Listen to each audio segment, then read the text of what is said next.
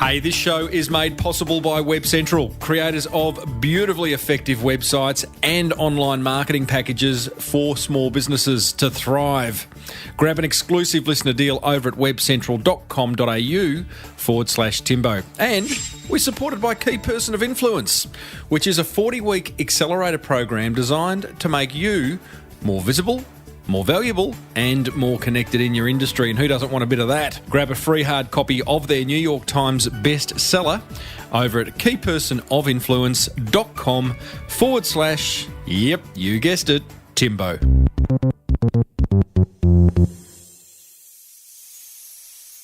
You know, demand for shopping experiences tailored to our particular needs is on the increase, and today's guest is absolutely riding that trend. He's come up with a way that just might change the way we shop for clothes forever. Yeah, I said, welcome to a small business marketing show, where successful small business owners share their souls to take your marketing straight to the lead. Now, here's your host, Mr. Timbo Reid. And welcome back to another episode of Australia's #1 marketing show. I'm your host, Timbo Reid, but you, so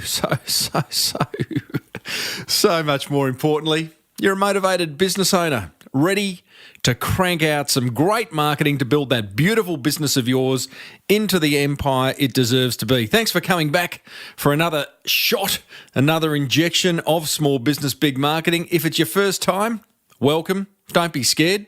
Big show today. Will Rogers. Good name, hey? Sort of like something out of Lost in Space. He's from Kent and Lyme, who's on a mission to change the way us fellas shop for clothes. But ladies, don't let that put you off. There is lots of marketing lessons in there. And I think he might just be onto something, the way he's gone about it. I share another low-cost, easy-to-implement marketing idea in What Have You Got to Lose? I'll give you a hint. Today's idea is one that many small business owners think that only the big boys can do.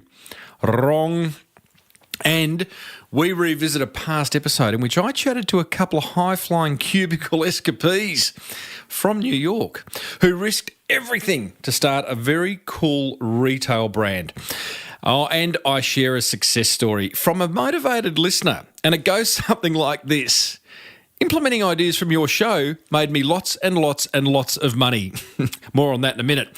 As per usual, there is marketing GOLD dripping from the ceiling over here at Small Business Big Marketing's HQ. So let's get stuck right in. Right, what do we kick off with? I think this motivated listener, this is a great story. This is a great story of a listener like you who's gone and implemented some of the ideas they've heard on this show. Take a listen to this email I received last week. Hey Timbo, I have had a remarkable year, mainly thanks to your podcasts. Love that. But first, some history. Back in September last year, myself and my mum were approached by our accountant to help out a client of his. This meeting, which was us just being nice and helping him out, has snowballed into nearly, wait for it, 7 figures per year for our startup, based on the principles of, and this is important, of trying to be helpful. Helpful Marketing Works team. If you haven't read the book, grab it. The Boomerang Effect. Working with people we like. You got to work with people you like. I would say love. And forming partnerships. Partnerships are everything. It's one of the 5 Ps in the KPI process. So boy, oh boy, has this listener been implementing and listening. She says, working with my mum, we've had a few generational issues. Yeah, I can imagine that. I don't think I could work with my mum. Mainly because she's 90, but hey, who knows? She's wise. But the biggest win was getting her to listen to your podcasts during her drives. Oh, good on you, Mum. Welcome to the world of podcasting. And luckily for me, your recent one with Tom O'Toole, who she loves, was a ripper.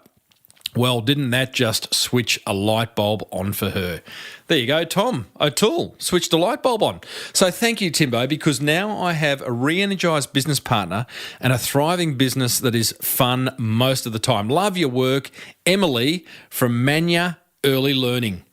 Emily, that is a great story. 7 figures. Boy, oh boy. Oh, can I have a cut? Like 20, 30%? I don't mind. 15%. Well done, Em. You are an implementer and you should be congratulated. Hey, everyone else, if you want a little bit of help with implementing the ideas you hear on this show, why don't you join the Small Business Big Marketing Club? Because then you will have access to me and other motivated business owners to help you thrive. Head over to smallbusinessbigmarketing.com, click on the forum button, and you can join. You'll be a member within a minute, and I'll be answering your questions before you know it. That'd be a good idea. Coming up, I share another easy-to-implement marketing idea in What Have You Got to Lose? But for now, let's get stuck into today's guest.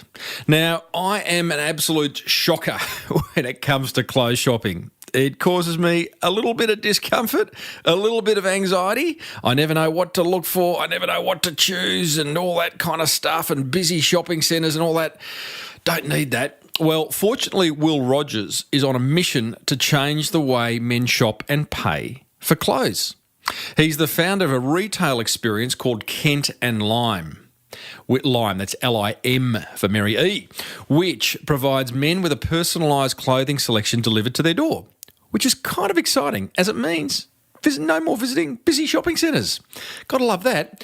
Will's got 15 years experience working in fashion retail in the UK and Australia, so clearly he's a well-dressed fellow. In fact, he even sounds quite dapper with his English accent and all. He's also a customer experience junkie, and he's always looking for new ideas to engage with customers, and he's got some rippers. Listen in, because we cover plenty of marketing ground. Talks about how Kent and Lime came about. He talks about customer feedback loops. He's got a clever Facebook advertising hack, how to treat your customers as beta developers. That's kind of interesting, and plenty more. Now, I've got to tell you, Kent and Lime's offices is under a flight path. So every now and then you hear a plane take off or land, but it adds to the overall ambience of the interview. I started off by asking Will, what piece of clothing is he most attached to? For me, a favourite item of clothing is my trusty pair of brown boots at the moment.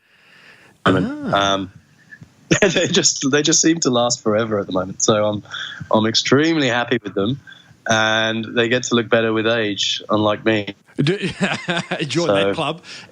Those brown boots, are they the type of brown boots that you know sometimes you wear to those special business meetings when you just know you shouldn't, but you can't help yourself? Sometimes, but I won't admit who I go and see them. Yes, no, they're definitely becoming more casual in inverted commas as I wear them more.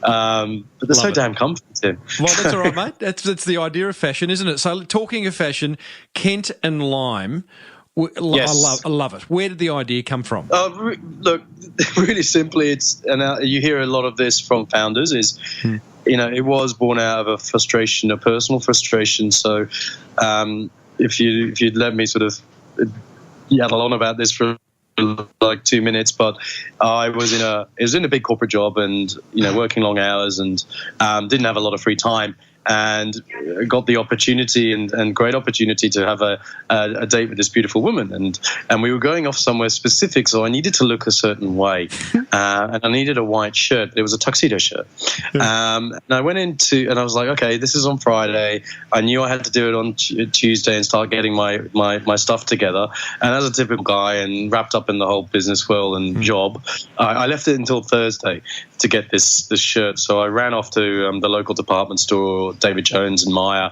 in my lunch break, 15 minutes, rush off, and then walked in and it was hit by the sea of white shirts. And I don't know if you've ever tried to buy one. Mate, I literally did about 2 months ago, try to buy a dinner shirt at David Jones. Yeah, and you know how many white shirts you've got colours and buttons and fits and collars and all the everything in between. And then no one there to help me. And I was like, oh, no, I've only got like 10 minutes left of my lunch break. And then I thought, okay, well, I'll go back to my old friend ASOS, who I used to work with. And then I'll do that on the mobile phone, and I'll do that on the way home, easy. So I jumped on ASOS, and there was like 150 different versions of white shirt. And I just thought, how am I going to do this? Yeah. I rushed back on Friday, lunchtime, just grabbed the first white shirt I could get, literally chucked it on, went off on the date, looked okay, but didn't feel my best, and I thought there should be another way of doing this. Now, and that's how it all... And that's how, and therein lies the birth of Kent and Lime. A couple of questions. A, how'd the date go? Yeah, good. We're engaged and have a baby, so love it. Tick. That worked. Tick.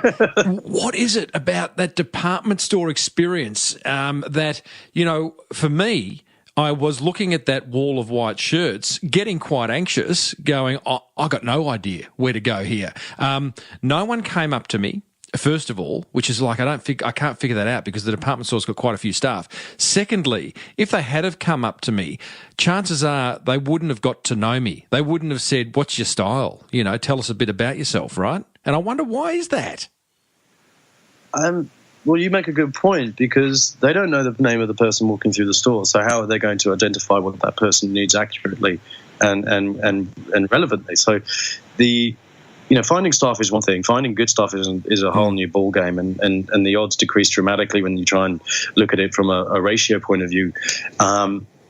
So we've really taken that different step and said, right, well, let's just get to know the customer and ask him a few questions that allows us and gives him the permission for us to go and make a selection for him. And it's the permission trust dynamic that we're trying to create with the customer, and ultimately are leading to great service and an experience. But acknowledging that the customer is going to give us information and allow us to go and do something with that, and hopefully come back with something that's relevant for him. And a store environment can never do that. They can personalize up to a certain level, but they will never get to the level that we are at.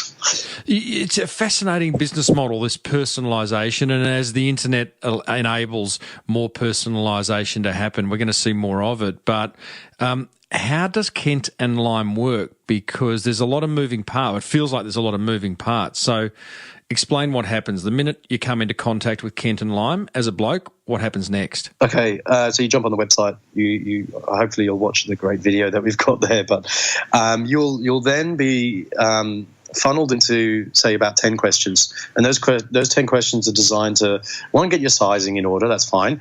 But what do you need your clothes for? How do you want to look? What's your general style level? What actual clothes do you need, and what do you want to get out of this? Because there's a lot of data around what guys are coming here to do, and a lot of them want to look smarter. They've got too much blue, all these other things. There's these ripped things. I need new clothes physically. And then you'll be asked to either connect with one of our style advisors, and these are just people who want to talk to you. They're not stylists. They are here to listen and ask a few questions so that they can clarify the selection for you. So you can either do that email, phone, and very soon, live chat. And once you've spent 2-3 minutes talking to this person and clarifying all those details, you then wait and you get your box sort of 24, 48 hours later. Okay, stop, because there's a lot in there. That style advisor, have you got a room of style advisors awaiting phone calls from people like me, or how does that work? Yes, so we have a team of style advisors, male and female, who work with new customers, work with existing repeat customers, because your needs change, and what you want your clothes for change, obviously. So we're constantly refining and updating our customers' wardrobes and profiles. But they're here waiting and having the calls booked in, or waiting to answer emails from customers that need help. Okay. So the first step of the process is getting to know the prospect, what he likes, what he doesn't like. You have a conversation with a style advisor. That person then goes away and puts together a box of clothing, right? That then gets sent. Correct. Yes. About 8 to 10 items. 8 to 10 items. Is it so it's a mix of trousers and shirts, jackets? What is it? Whatever I've selected, or you actually send out an entire outfit? So we send out.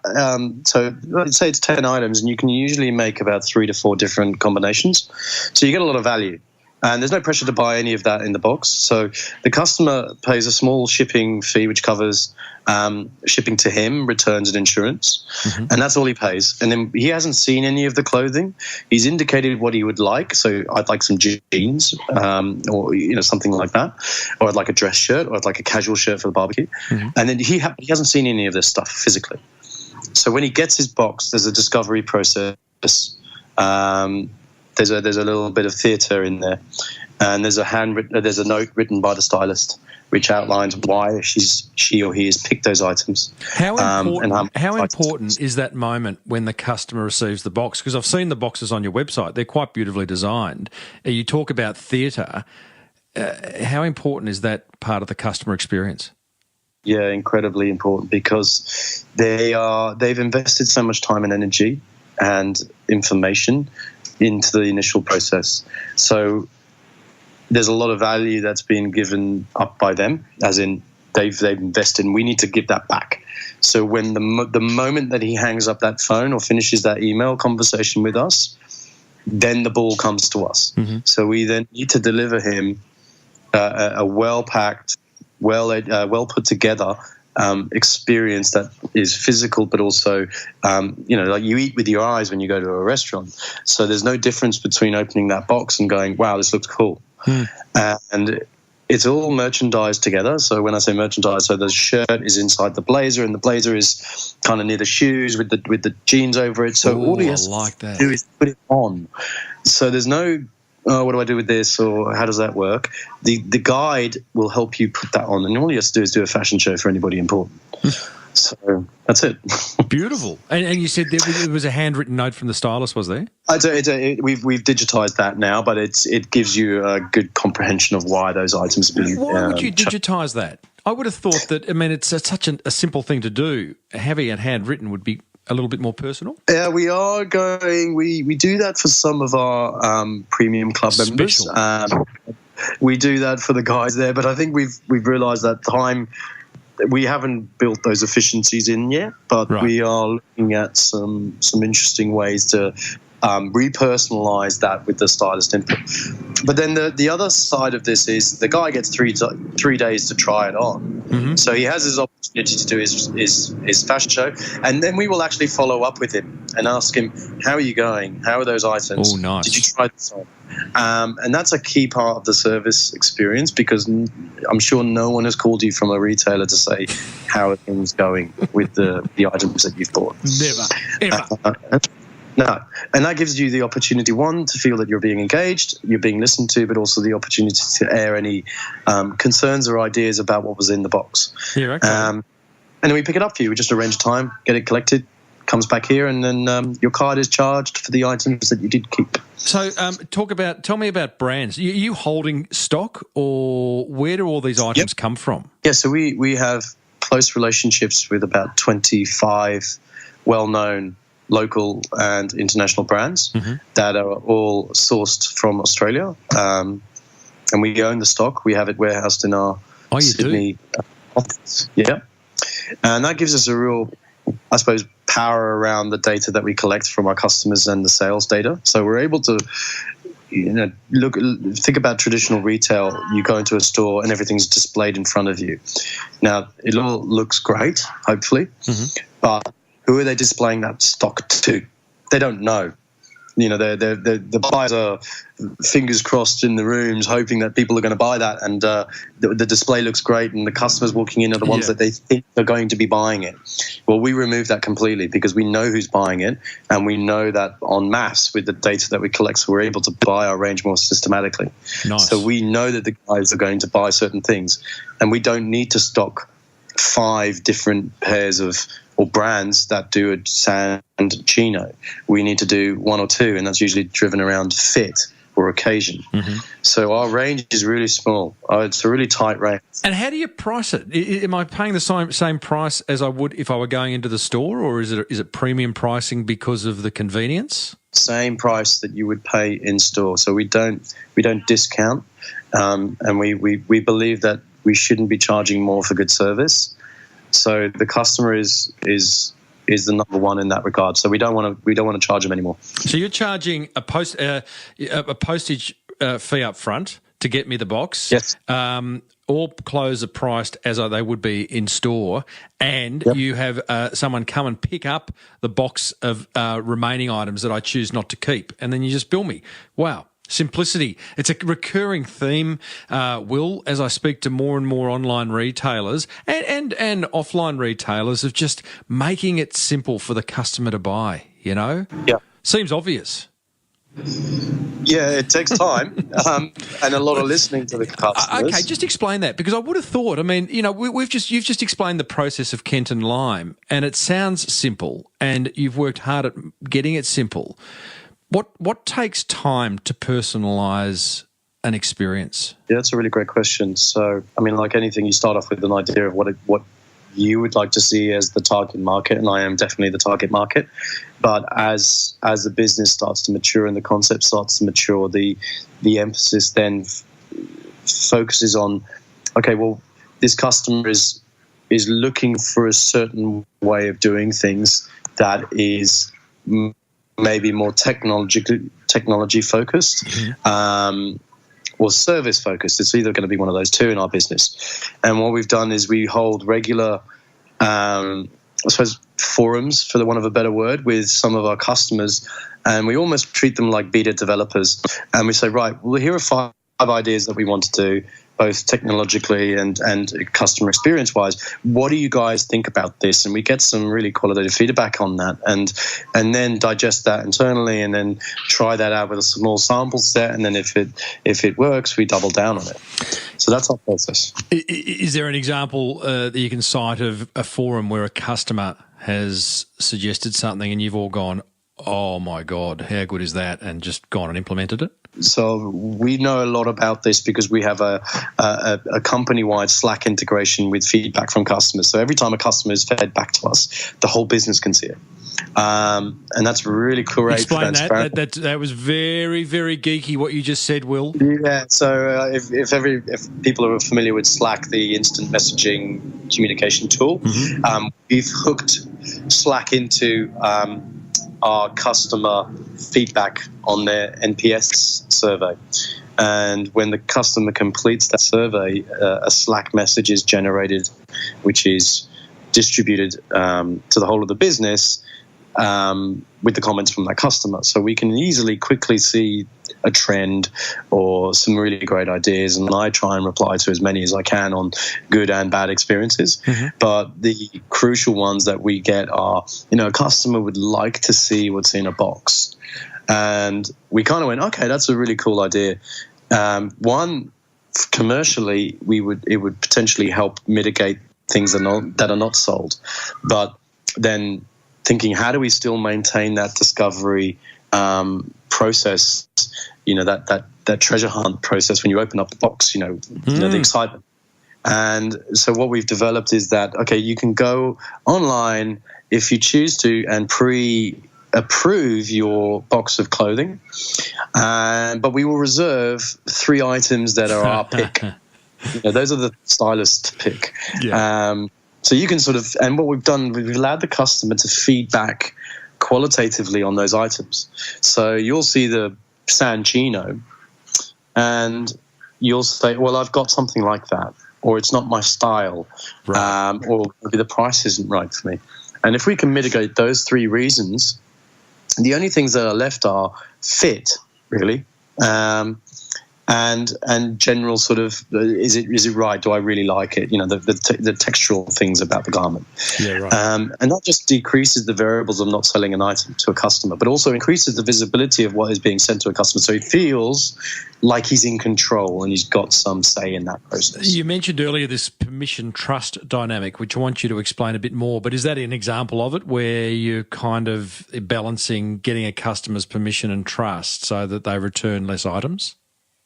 Yeah, there is an aspect of that, but from the get-go, it's about being available to listen and of being interested, because there is no retail environment where you are one-on-one with that person unless you're buying something really expensive. But there is a conversation one-on-one, no distractions, nothing else going on that's going to create a lack of information that you are not going to be able to feel like you're being listened to. So there's a very clear connection, and that is what creates that. Okay, you get me. I haven't built enough trust yet, but you've got rapport going, and the trust then gets cemented when you get the box because you've listened to me and you've done it right. What do you do with someone like me, Will? I came across Kent and Lime, I don't know, 6 months ago. It appeared as a Facebook ad on my timeline. Beautiful imagery caught my eye. You spent a lot of money on photography clearly. I've gone, oh, what's this? It was speaking directly to me, the ad. I've opened it up. I've gone through the process. I'm enjoying it. There's more great pictures. You're finding out about what I do like, what I don't like. You're talking to a bloke who's got no idea about fashion. I got to the last hurdle, not the last hurdle, the last step of the process, which was submit, and I chickened out. Did you? Yeah. Oh, no. Yeah. Why? Well, that's a good question. I think, personally, size is an issue for me. I'm 6'4". I'm 110 kilograms. I can't walk into any shop and just buy something off the rack, and that's hard enough. And personally, I just felt that you weren't going to be able to do it. If I can't do it in a shop, how are you going to do it without even seeing me online? Yeah, that's a good point. And maybe I'm just an anomaly. Been called worse. No. So we haven't convinced you because of your personal issues that you have. Yeah. Emotional baggage. Yeah, well, no, but we haven't. There's something along the way that has gone, okay, well, I don't think they're going to be any different from me going to find it. And actually, me going to find it is going to be probably more economical because I know what I need to look for. Well, my thinking was, I had no doubt that you were going to fit me out with, I was going to look better having been dressed by Kent and Lime than being dressed by Tim Reid. You'd got me over that line. You hadn't got me over the line of, oh, you know what, I'm going to get this box. None of it's going to fit. I'm going to have to return it. Didn't know someone just came and picked it up. That's much easier than having to go back down to the post office, which gives me heart palpitations. But that's kind of where I got to. Okay. Yeah, that's really great feedback, and I think we've changed a lot since 6 months ago. So there's a lot more information. So hopefully you'll give it another go. Tell me, the business is growing. Can you wrap some numbers around where it's at? Yeah, so we're 3 years old from a revenue perspective, 3.5 from concept, and we don't call ourselves a startup anymore. I've decided, we've done the product market fit from a customer point of view. We get good traction with the ideas. We got a great repeat rate. So there's a lot of mindset, or possibly, and this isn't as a point of contention, that calling yourself a startup can sometimes give you excuses for not doing things really well.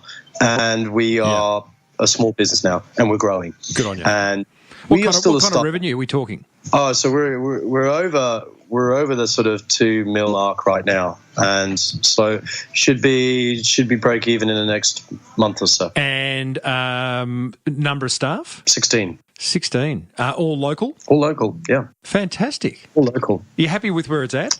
Oh, you asked me 3 years ago, I wouldn't have even got close to where we are right now. And that's smart people being in the business. That's a belief in the business. That's customers who are abundantly generous with their feedback and criticism and ideas. Do you feel as though you are building a tribe? Yes. I think where people are emotionally engaged in what you do and are feeding back and want to be a part of something bigger than just a clothing retailer? Yes, and that's key to other elements that we do in our business. So connecting the guys to a concept is great. Connecting them to a way of doing something that's easier is great, but it's transactional, because once you know it's easy, you're not going to go back to something that's difficult. So you need to build on something that's going to create I shouldn't actually go anywhere else because Kent and Lime gives me my clothes, but it also gives me X, Y, and Z that I'm really happy with. And whether it's time saving or cool stuff that I've discovered through you guys or whatever it may be, I like talking to my stylist, whatever it is. But you get something that you can't get anywhere else, and that's key. Would the idea work for women? Yes. How? Because I thought women like to get out, get amongst the shop. Mind you, they're big online shoppers, but they also like the social aspect of shopping. So we've done a lot of customer research, customer development on women's, because we're aiming to launch that next year. Around what is the process of shopping for you? And yes, there is a social element to it, but there's also a high degree of the people that we've surveyed and spoken to directly around. Well, look, I just go to stores and then I forget what's in my wardrobe, and I buy it, and then I get home and I don't know what to put it with, or I realise I've got something similar, and then there it goes, and then it's lost. So the whole connection between why you're buying something and someone helping you are critical, and they go across men and women, so it doesn't matter. Let's talk marketing. By the way, listeners, I'm speaking to Will Rogers of, what do I call it, Will? Online clothing retailer with a twist, Kent and Lime? Is that kind of where does one position this? Personalised clothing service? Yeah, I would say the smart way for guys to buy clothes. But now we're talking. That's easy. That's a nice elevator pitch. Tell me let's talk marketing. What's been the most effective way of getting the word out around Kent and Lime? For us, from an economics point of view, social has been incredibly important. Like you said, that targeted Facebook advert is worked really well for us. Tell me about that, because it was a good advert. I can't remember the nature of it. It was a good image, but is there any particular, what's your secret sauce around making sure Facebook ads convert?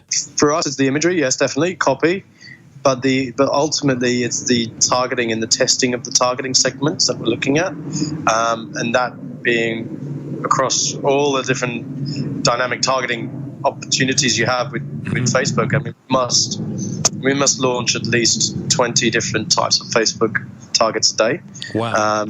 And then double down. So let's understand that when you say Facebook targets, what you're doing is Facebook allows you to say, well, who do you want to see this ad? So you're creating group after group after group of what? Men aged 20 to 25 who consider themselves entrepreneurs, men aged 35 to 45 with 3 children, just constantly niching it down, right? Correct. Interesting. How do you manage that many groups? Through Facebook, through Advert Manager. Well, yeah. But in terms of physically, like, what are you doing? You're going, that got no reaction, delete it. That one's getting more reaction. Let's do more of that. Is that someone's full-time job? Yeah, that's someone's full-time job at the moment. Right. It's incredibly important to focus on that acquisition channel, but also then work on the guys that you are converting and have a good experience, and then incentivizing or naturally just saying, look, let's pass the word on. We need to grow. And if you've had a good experience, tell people about it. So the word of mouth referral is equally as important to the display advertising. How do you encourage word of mouth referral? So there's several different ways that we're doing it at the moment. So one is the get 25, give 25 offer that was very popular with Uber, but that's a simple one. We have something called Club, which is so imagine a monthly savings account for your clothing that you just pay money into, and by the time that you're ready to come and buy, you've got this money stored up, but we also give you bonus credit on top. So this is a new thing that we've launched, and guys love it because it's like me giving you a gift card for $300. You've got this money. You're going to spend more than $300 because you've already essentially got free money. So the guys are going, this is great because, one, I get this extra reward and it's financially focused, so I don't have to decipher points, but also the incentives for referring friends are really, really great. And we make sure that we give the guys a lot of love that come back to us. And then when it's about product as well, we're testing monetary referrals and also product referrals, so giveaway product. And there's a school of thought around the intrinsic value of a physical product is more than a financial one. So we're testing all the time, and that's great being a startup in that way. We have the permission to do that, and our customers are giving us that opportunity to do that. Okay, so you're encouraging word of mouth. You are really drilling down on your Facebook advertising by creating loads of groups. What else is working well in getting Kent and Lime out there? Are you doing any above-the-line advertising? Do you do events? Do you, I don't know, spend bucket loads on SEO? What do you got? No, we're focused around developing relationships with key partners as well. So we want to talk to people or other businesses where our guys are hanging out or our guys are closely aligned to. So, example? For example, we could be talking to a great wine business that we're partnering with right now, which is Naked Wines. They've got an incredibly clever business model, and a lot of guys drink wine, but there's also the type of customer that's investing in their wine angels or the wine angels investing in these winemakers are a certain type of person that we want to talk to because they're open to this new way of dealing or transacting with businesses. So we're creating these partnerships and looking to talk to as many as possible because it's all about that symbiotic relationship with the type of guys that they've got. And that's really interesting. Love a good partnership. How do they come about? Do you just identify, Naked Wines looks like they would be sharing the ears and eyeballs of the blokes that we want to get in front of? You go and meet with them and figure out, bit of what can we do for you? A bit of hustle. Love hustle. Yeah. Bit of hustle, there's so many businesses and interesting owners of those businesses that you've got to get out there. And when you get down to brass tacks, they're actually interested in what you do and you in their business. So, there's trust, there's commercial opportunities as well, but it's all about creating excitement for your customers and something that's a point of difference rather than another flyer on the street or another email that gets pumped out, which is exactly like everybody else's. Such a great learning there, Kent, about I knew I was going to call you Kent. I've been saying, don't call him Kent. Don't call him Kent. There's such great learning there, Will, about the idea of hustling and going and knocking on doors. I think there's a lot of business owners who may either get too caught up inside their business or may have the thought of, I'd like to go and speak to the owners of that brand and kind of do something, but they wouldn't be interested. Flawed thinking. Absolutely, and I will develop that, and in that you speak to your customers in the same way. I make sure that I try and talk to and communicate to at least 5 to 10 customers a week and just go, hey, how's it going? And yes, I'm the founder of the business, but they are getting a call or an email from me saying, how's it going? What worked? What didn't work? Give me some feedback. And it's incredibly important. Love it. Love it. Tell me, your website clearly is the hub of the business. There's not an app, is there? No, not yet. Okay. So it is the hub of the business. It is a beautiful website. You've clearly spent time and money on getting usability right, the interface right. Everyone listening's got a website. Can you maybe share one or two key learnings that enable websites to convert better?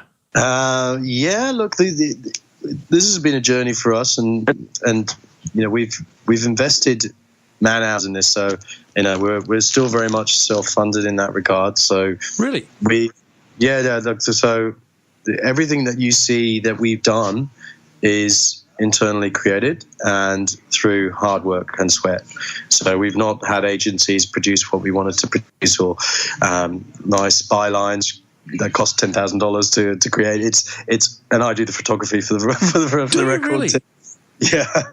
So we're small. We think small because like you said, that is the only acquisition channel that we have, is the website. And it's got to communicate really effectively what we do and clearly, and you test that word for word, and image and icon and button placement and frequency of button placement, and the speed of the website is incredibly important, especially on mobile. So those, if I was to give someone those pieces of advice to someone who's just about to start a website, be like, just be really clear and simple about what you actually want that customer to go through, and not because you're paying someone to tell you this is the new fad and it's got to have this sort of slider across it, or, you know, it's about the speed and the immediacy of that information arriving at the eyeballs of the customer, and are they able to digest that really, really quickly. Mate, I reckon that's inspiring to many. So you're given that, despite the fact that this is your store, this website is your store, the development of that website has happened very much internally through you guys testing. Are you doing the design and development internally, or have you outsourced that? Yes. Everything that we do is done internally because we Love can control it. Good on you, mate. You want to talk hustle? That's hustle. You're getting it done without how many small business owners, well, certainly that I see, go off and spend far too much money on websites. Fortunately, I have a sponsor in Web Central who create pretty cost-effective websites. But that's amazing, mate, that you've done all that yourself, and the photography is beautiful. Now, I need to wrap up with a question that's troubled me for many years. Do I match my socks with my shoes, my trousers, or in fact my belt? Oh, okay. I'm a big advocate for fun socks, and they're a clear indication of your personality, right, or risk adversity. No, and I think, you know, socks are fun. They're a good way for guys to sort of start experimenting with colour or design. So, okay, so they don't need to match with anything. They just need to make a statement unto themselves, right? Well, if you want to, yeah. Okay. But there's, you know, different layers of how you want to get out there. What are you packing at the moment? What are you wearing? I do my nice Burlington socks, so that diamond shape pattern. So I do like that. Oh, that's very conservative. We get a lot of guys who, you know, because guys are incredibly good at telling you what they don't like after they've seen it, but they're not good at telling you what they need. Oh yeah. At the big, so they're like, I don't like this pocket in this shape, you know, and it gets to that sort of level. So you can imagine, you know, there are guys who know what they want, but they're crap at telling you. That they have to see the garment. Love it, mate. Well, I think it's a brilliant idea. I am going to go and use it again following our discussion. Now that I've met you and had the chance to interview the co-founder, I've got so much more confidence in the process. So I'll be looking, with the next month, I'll be looking much sharper, Will. So thank you, mate. And best of luck for the future. Thank you very much, Tim.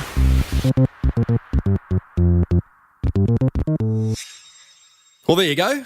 Will Rogers, ex-Lost in Space, also founder of Kent and Lime.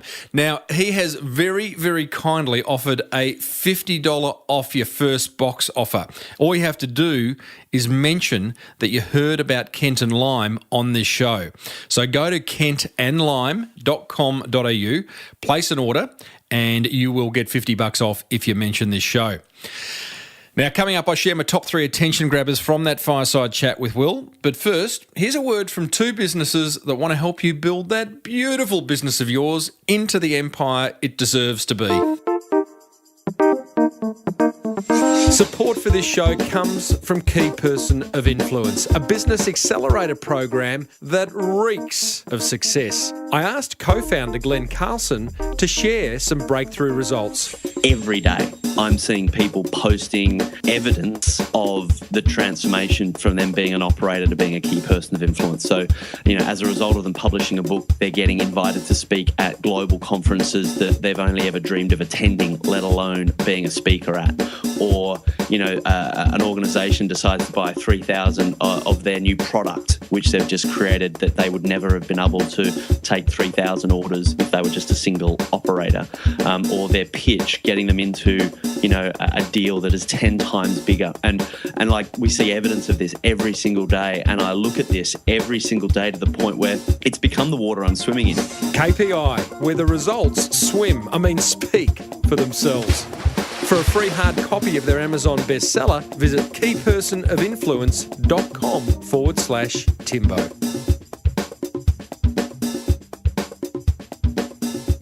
Support for this show comes from Web Central, who know exactly what Google want. Verity Ma, their Chief Marketing Officer, spells out how to please the world's biggest search engine. Every time Google comes back to your website and crawls it, they need to see that your website has been changed, updated with fresh content and new imagery. For example, say if you're a restaurant, you want to update your menu every week and provide some specials that are on your website, give some customer testimonials. Now that fresh new content is what Google's looking for.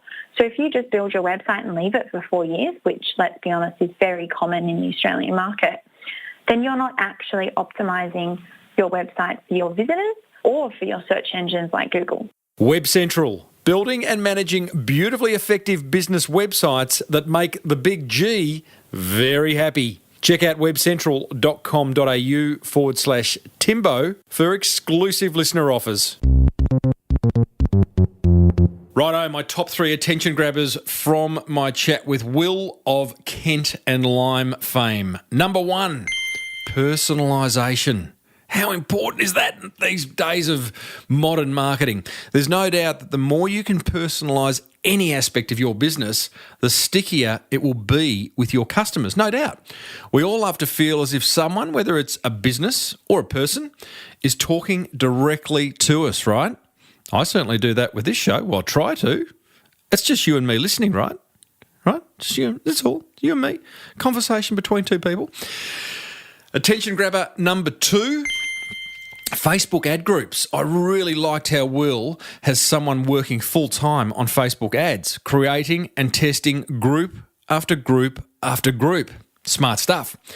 And attention grabber number 3, attention to detail.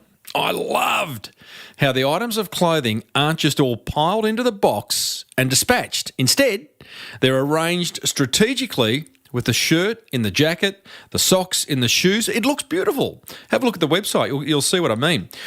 So where would you be paying, where should you be paying more attention to detail in your business?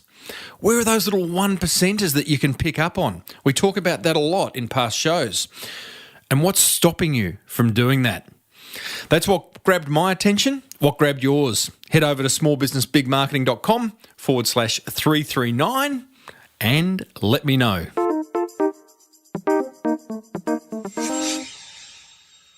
It's now time for that favourite segment of mine at the moment. What have you got to lose? I love it. All right, it's time for me to share one simple yet effective marketing idea that you can implement immediately. An idea that's not going to cost you a fortune, if anything, and that might just generate you more awareness, more inquiry, more sales. Now, today's idea is to implement a refer a friend program. Yeah.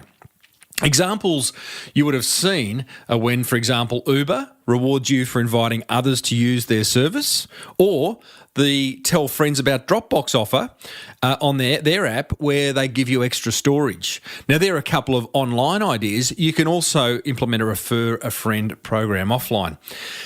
Now, if you can keep your customers happy and deliver on your promises, they can become powerful lead generation tools, those customers, those happy customers. The question is, what can you do to motivate your customers to send new leads your way? Hey, that's a good question.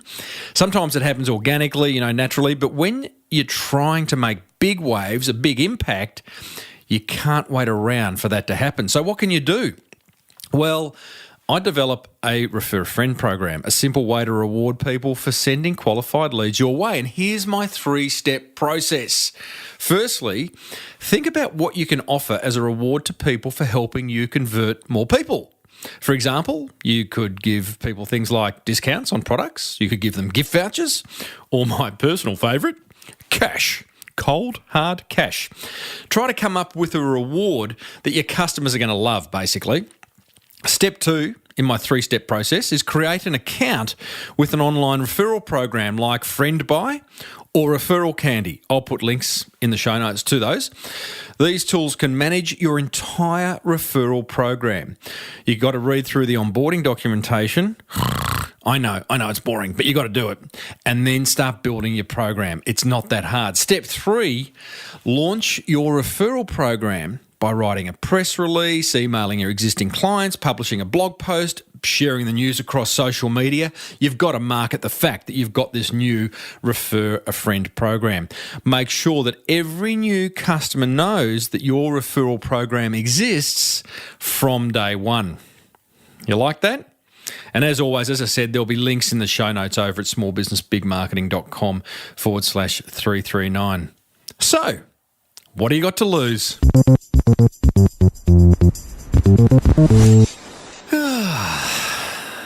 I think that almost wraps up another episode of the Small Business Big Marketing Show. Hey, next week, we are joined by an SAS soldier, Scott Houston, who's now running an award-winning business in Western Australia. Amongst other things, how's this? He's going to share how jumping out of a plane with a busted parachute taught him a life-changing business lesson. An incredible story in itself. Look forward to that. Hey, a while back, I chatted with Nat and Steve. Remember that one? High-flying corporate couple who threw it all in to start a cold press juice business. When we launched at the Wanderlust Festival was the first time we had produced en masse for the public. Love it. Testing out our big commercial juicer for the first For time. the first time, we ordered this beautiful big commercial juicer from New York, and the first time we used it in proper action Beautiful. was preparing for an audience of between 800 to 1,000 people. How'd it go? We made 500 juices. It took us a day and a half to make them. Yeah. And so we'd do that in about half a day now. But yeah, it was great. I do love to hear stories of business courage, and that is one right there. To hear that full interview with Nat and Steve, plus hundreds and hundreds and hundreds more, head over to smallbusinessbigmarketing.com, or I'd love you to subscribe free on iTunes. Go on, do that right now. Hey, would love to hear from you. Tim at timreid, reid.com.au.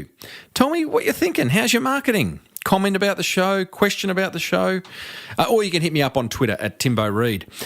Now, be sure to grab a free hard copy, and I mean hard copy, not soft copy, not ebook type copy, but a hard copy of the Key Person of Influence book over at keypersonofinfluence.com/Timbo. It really is a great read, but only do that if you want to become more visible, valued and connected in your industry.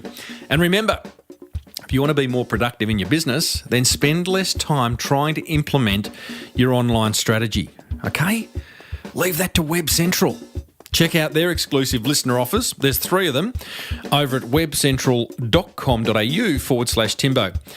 Finally, if you love this show, the Small Business Big Marketing Show, then pay it forward. Let another business owner who might be struggling with their marketing or want to take their business to the next level know about the show. Until next week, I'm Timbo Reid. Thanks for listening to the Small Business Big Marketing Show. May your marketing be the best marketing. Bye for now.